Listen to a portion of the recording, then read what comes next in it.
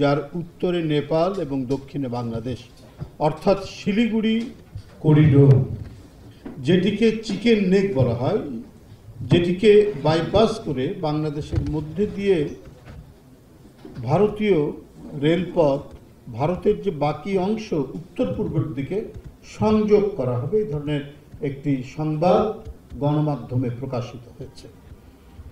বাংলাদেশের ভেতর দিয়ে ভারতের সামরিক এবং বেসামরিক পরিবহনের জন্য, পণ্য পরিবহনের জন্য বাংলাদেশের বুকের উপর দিয়ে রেল লাইন নেটওয়ার্ক তৈরি করার উদ্যোগ গ্রহণ করেছে ভারতীয় রেলওয়ে বোর্ড। নিশ্চয়ই বাংলাদেশের ডামি সরকারের যিনি প্রধানমন্ত্রী, তার অনুমতি ক্রমে, তার ইচ্ছাধীনে প্রতিদিন যেখানে বিএসএফ কর্তৃক বাংলাদেশিদের জীবন যাচ্ছে, যারা বাংলাদেশের মানুষের মানবাধিকার ও মানবতার তোয়াক্কা করে না, তারাই যদি বাংলাদেশের বুকের উপর দিয়ে সামরিক ও বেসামরিক পরিবহন উত্তর পূর্বের দিকে ধাবিত করে, তাহলে বাংলাদেশের দুর্বল সার্বভৌমত্বের বাকি অংশটুকু নিঃশেষ হয়ে যাবে। এমনিতেই তো দুর্বল করেছে আমাদের সার্বভৌমত্বকে শেখ হাসিনা, যতটুকু সার্বভৌমত্ব আছে সেটাও নিঃশেষ হয়ে যাবে।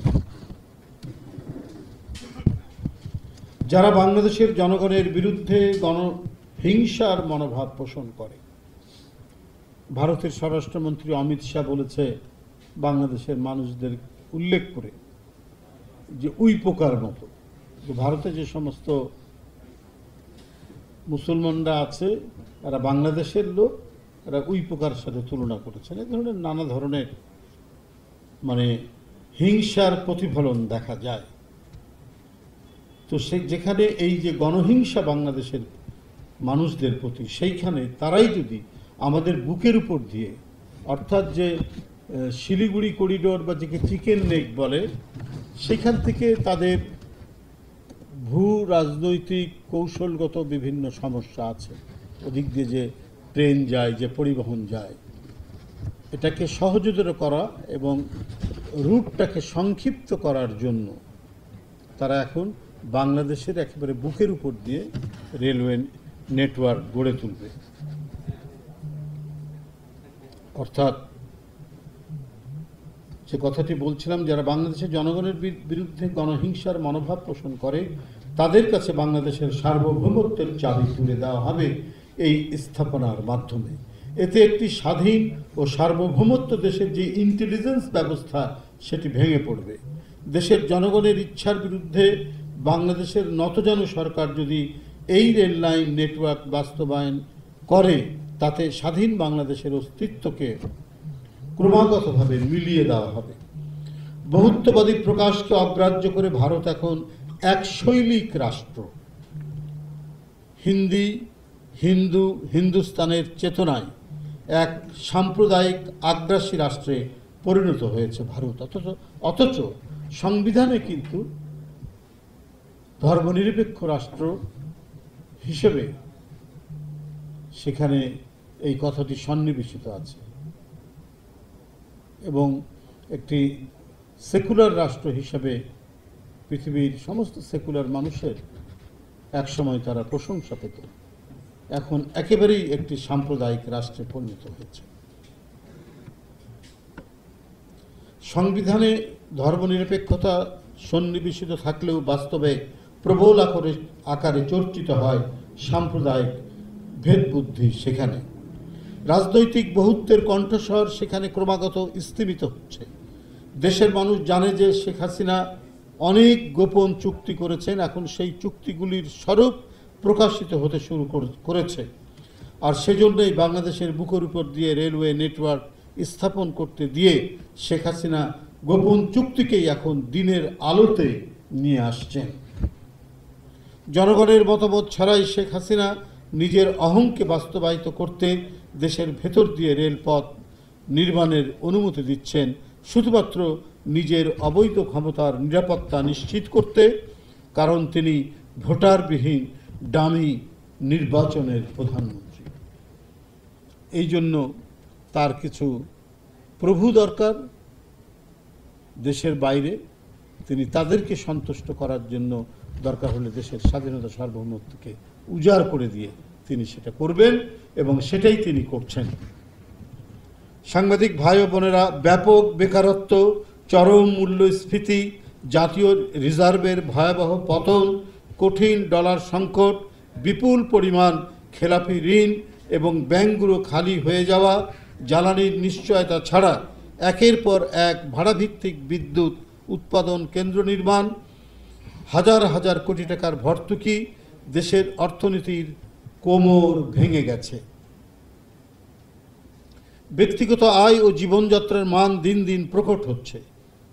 দেশে আর্থিক খাত এখন সবচেয়ে বিপর্যস্ত ও নিরাপত্তাহীন। নৈতিকতাহীন, অপচয়, অনিয়ম, দুর্নীতি ও অব্যবস্থাপনার কারণে ব্যাংক খাত এখন খাদের কিনারে। ভয়াবহ আর্থিক খাতের দুরবস্থা থেকে মানুষের চোখ সরানোর জন্য সরকার এখন নানা তামাশা ও চক্রান্তের আশ্রয় নিয়েছে। এবারের ঈদ মানুষের নিরানন্দে দিন কাটিয়েছে। গরুর হাটে কেনাকাটা ছিল কম। ব্যাংক থেকে ঋণ নিয়ে গরু খামারিরা গরু বিক্রি করতে না পেরে চরম দেনাগ্রস্ত হয়ে পড়েছে, কারণ মানুষের হাতে টাকা নেই। তাই দখলদার সরকার জোর করে টিকে থাকার জন্য জাতীয় স্বাধীনতা ও সার্বভৌমত্ব বেচতে শুরু করেছে। বাংলাদেশ ভারত সম্পর্ককে ডামি প্রধানমন্ত্রী শেখ হাসিনা ভূস্বামী ও প্রজাভৃত্যের সম্পর্কে পরিণত করেছেন। যারা রক্তোন্মাদগ্রস্ত প্রায় প্রতিদিনই সীমান্তে আমাদের লোক হত্যা করছে, তাদেরকে সব উজাড় করে দেওয়ার পরিণতি হবে ভয়াবহ। শেখ হাসিনা বাংলাদেশের জনগণকে হতভাগ্য শৃগালের সান্ত্বনার মতো পরিস্থিতিতে দিন কাটাতে সবক দিচ্ছেন। আপনার মনে আছে, শৃগাল যেমন আঙ্গুর না পেয়ে আঙ্গুর ফল টক বলে সান্ত্বনা পেয়েছিল, ঠিক শেখ হাসিনাও যে আমরা সিঙ্গাপুরের পর্যায়ে চলে গেছি, আমরা ইউরোপের পর্যায়ে চলে গেছি, আবার এটাতেও যখন কিছু কাজ হচ্ছে তখন বলছে আমরা সিঙ্গাপুরকেও ছাড়িয়ে গেছি, আমরা কানাডাকেও ছাড়িয়ে গেছি। এইভাবে দারিদ্রতা ক্লিষ্ট জনগণকে, চরম আয় বৈষম্যের শিকার সীমিত আয়ের মানুষকে তিনি সেই শৃগালের সান্ত্বনা সবক দিচ্ছেন। কিন্তু তাতেও যে কিছু কাজ হচ্ছে না, এই কারণেই শেখ হাসিনা জনগণের উপরেই চরম বিরক্ত, জনগণের উপরেই তিনি খুব ক্ষুব্ধ। মানুষের মত প্রকাশ ও বাক স্বাধীনতার আরও বিপজ্জনক পরিস্থিতির মধ্যে পড়তে যাচ্ছে বলে বিভিন্ন আন্তর্জাতিক সংগঠন অভিমত প্রকাশ করেছেন। টিআইবি, আর্টিকেল 19 তারা এই সমস্ত অভিমত ব্যক্ত করছে। আন্তর্জাতিক অধিকার গ্রুপগুলো ডিজিটাল নিরাপত্তা আইনের যে ধারাগুলো বাতিলের দাবি জানিয়েছিল, সেই ধারাগুলোকেই সাইবার নিরাপত্তা আইনের বিধিমালার অন্তর্ভুক্ত করা হচ্ছে। সাইবার বিধিমালা আইন যেটা করেছেন, সাইবার সিকিউরিটি অ্যাক্ট, এটা কেন? এটা তো একটা চরম ধাপ্পাবাজি। কারণ ডিজিটাল নিরাপত্তা আইনের আরেক নাম হচ্ছে সাইবার সিকিউরিটি অ্যাক্ট, অর্থাৎ একই মুদ্রার এক পিঠ আর ওপিঠ। শুধু জনগণের সাথে ধাপ্পাবাজি করার জন্য তিনি ডিজিটাল নিরাপত্তা আইনটাকে সাইবার সিকিউরিটি অ্যাক্ট হিসেবে তিনি গণ্য করেছেন। এখন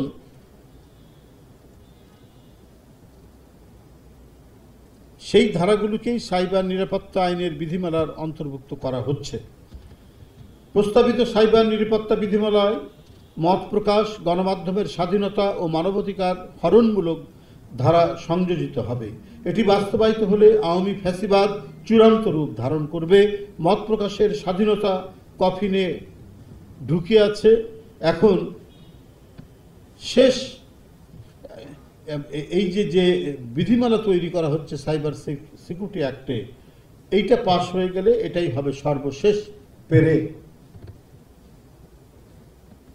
সাইবার নিরাপত্তা আইনের কার্যক্রমে জবাবদিহি ও স্বচ্ছতা নিশ্চিত প্রক্রিয়া সংক্রান্ত ধারা উল্লেখ নেই। এর ফলে ব্যক্তির গোপনীয়তা ক্ষুণ্ণ হবে, সরকারের নিয়ন্ত্রণ প্রতিষ্ঠা সহ ইচ্ছাধীন কার্যক্রম পরিচালনার ঝুঁকি থাকবে বলে অংশীজনেরা অভিমত ব্যক্ত করেছে। এই বিধিমালা অনুমোদিত হলে গোটা দেশটাকেই বাকরুদ্ধ করে তুলবে। শেখ হাসিনা ফ্যাসিজম পাকাপোক্ত করার জন্য কালাকানুনের বহুতর উপকরণ সংযোজন করছেন। শেখ হাসিনা চান তার ক্ষমতার নিশ্ছিদ্র নিরাপত্তা। একের পর এক ড্রাকোনিয়ান আইন তৈরি করে শেখ হাসিনা একদলীয় শাসনের জয় পতাকা উড্ডীন রাখতে চান। শেখ হাসিনার ক্ষমতা ধরে রাখার বাসনা আরও তীব্রভাবে মাথাচাড়া দিয়েছে। কিন্তু এই সমস্ত গণবিরোধী আইনের দ্বারাই আওয়ামী সরকার নিজেদের কবর নিজেরাই খুঁড়বে। বন্ধুরা আমার, এই যে প্রচেষ্টা, এই যে উদ্যোগ, সাইবার সিকিউরিটি অ্যাক্টের মধ্যে কিছু বিধিমালা যুক্ত করে তিনি যে জনগণের কণ্ঠরুদ্ধ করা এবং গণমাধ্যমের স্বাধীনতাকে চিরতরে অদৃশ্য করার এটি হবে একটি পায়তারা। তাদের এই উদ্যোগের, তাদের এই প্রচেষ্টার আমি তীব্র নিন্দা এবং প্রতিবাদ জানাচ্ছি। আপনাদের সকলকে ধন্যবাদ জানিয়ে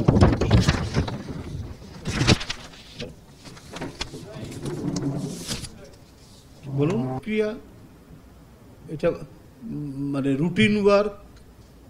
যখন মেয়াদ শেষ হবে, মেয়াদ শেষ হলে পরেই এই কমিটিগুলো হয়। এটা হচ্ছে, এটা তো মানে একেবারে সম্পূর্ণ কমিটি, যেটা আমাদের জাতীয় নির্বাহী কমিটি, এটা তো টোটাল কমিটি না।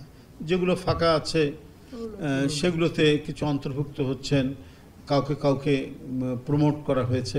এটা তো আমাদের যে চেয়ারম্যানের যে ক্ষমতা, এটা গঠনতন্ত্রেই তাকে সেই ক্ষমতা দিয়েছেন।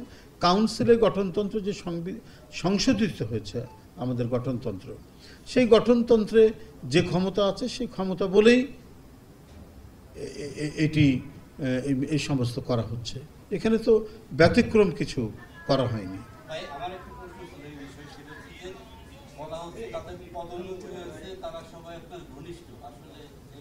তারাও ঘনিষ্ঠ, যাদের হয়েছে তারাও ঘনিষ্ঠ, সবাই ঘনিষ্ঠ। কারণ যারা হয়নি তারা তো আওয়ামী লীগ করে না, তারা অন্য দল করে না। যারা হয়েছে তারাও তো আওয়ামী লীগ করে না, সবাই আমার ঘনিষ্ঠ। এগুলো হচ্ছে মানে বিভিন্নভাবে মানে ইয়ে করার জন্য, বিভ্রান্তি তৈরি করার জন্য। কারণ মিডিয়া আপনারা অনেকেই আছেন, কিন্তু এটা বাকশালী শাসন তো চলছে। আপনারাও তো সবগুলো স্বাধীনভাবে করতে পারছেন না। তার তো অনেক প্রচেষ্টা সরকারের দিক থেকে দেখি, তারা সেগুলোকে সফলও হচ্ছেন, কিন্তু সেগুলোর ব্যাপারে কোনো কথা হয় না। তো এটা তো কয়েকদিন আগেও তো কমিটি দেওয়া হয়েছে, ছাত্রদলের কমিটি দেওয়া হয়েছে। প্রায় অনেকেই যে সমস্ত যে কেউ মারা যাচ্ছেন, কেউ যদি কোনো কার্যক্রম করতে না পারে, সেখানে তো চেয়ারম্যানের ক্ষমতা আছে, সেই জায়গায় কাউকে না কাউকে তিনি সেখানে দিতেই পারেন দলের নেতাকর্মী। এরা কি বাইরের কোনো লোক? এরা কি অন্য কোনো রাজনৈতিক দলের লোক যে তাদেরকে নিয়ে সেখানে দেওয়া হচ্ছে? আমাদেরই দলের আন্দোলন সংগ্রামে যারা কাজ করছেন তাদেরকেই নেতৃত্বে আসছে। মূল বিষয় চলে যাবে। হ্যাঁ, আমরা মূল বিষয়টা থাকে। হ্যাঁ কি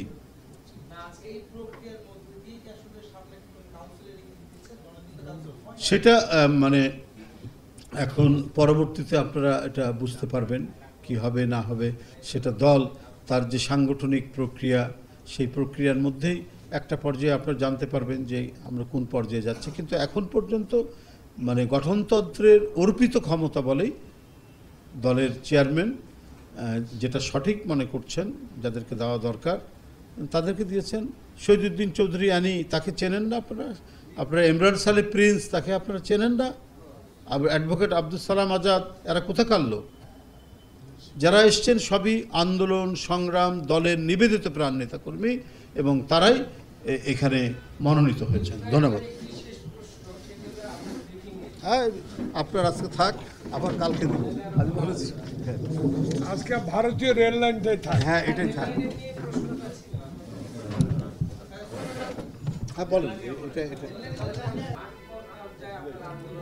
আমরা এখন প্রতিবাদ করছি। তারপরে আজকে তো ঈদের পরের দিন, এরপরে আমাদের নীতি নির্ধারকরা আলাপ আলোচনা করবেন, করে তারা কি কর্মসূচি নেন, কি বলেন, সেটা আমরা দেখব। এখন জাস্ট আমরা আনুষ্ঠানিকভাবে আমরা একটা প্রতিবাদ করলাম, আমরা এটা তুলে ধরলাম আপনাদের কাছে যে আমরা কনসার্ন এসব ব্যাপারে।